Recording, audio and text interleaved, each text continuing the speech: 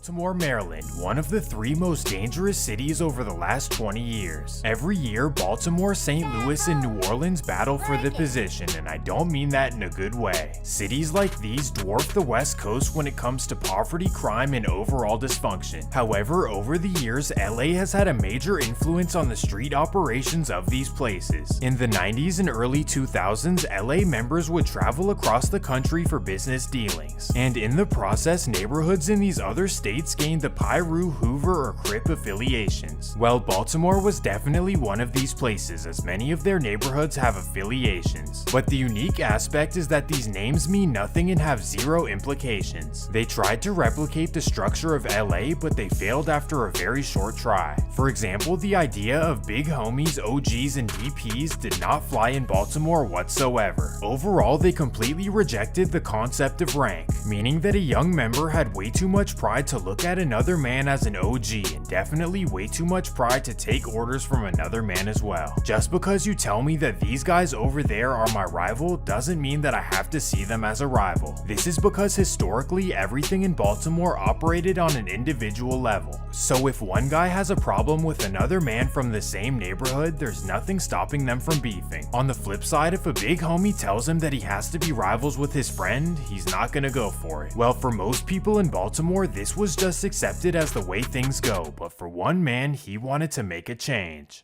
Let me introduce you to a man named Trayvon Hall, also known as G. True.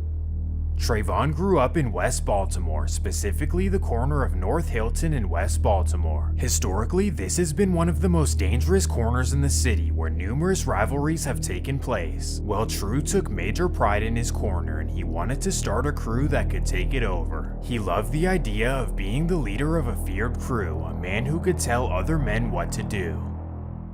And that's when he discovered the 8 Trey gangster Crips in LA. He heard that they had been the most feared for decades, only to rival the Hoovers. And because the Hoovers already existed in his city, he wanted to set up the 8 Trey in Baltimore as well. So over the course of the next year, True got in contact with two very important men. First, he drove to New York City to meet up with their 8 Trey leader named Biz. He pitched him the idea of starting 8 Trey in Baltimore, and Biz approved. However, he explained to him that the man he needs to talk to was all the way in LA, where the Treys originated. So that's when he passed him the number of a man nicknamed Big Menace, the leader of the back west set of 8 Trey. So after communicating over the phone, True took a flight to LA to meet up with Big Menace. During their meeting, Menace explained the history of 8 Trey, what they represent, and how they get down. He stressed that fear and domination are their main strengths, and that he must instill that in his members. After kicking it some more, the two became close, and Menace was happy to approve G. True as the Baltimore 8 Trey leader.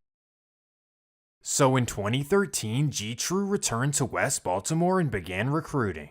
The process took some time, but things started to come together in 2015. 5 official 8 Trey neighborhoods were formed, but for this video we focus on G. True's side. He led the Back West clique, which covered Lexington Terrace and the North Hilton area. Well, in 2015, his squad pretty much stayed out of the way to recruit members.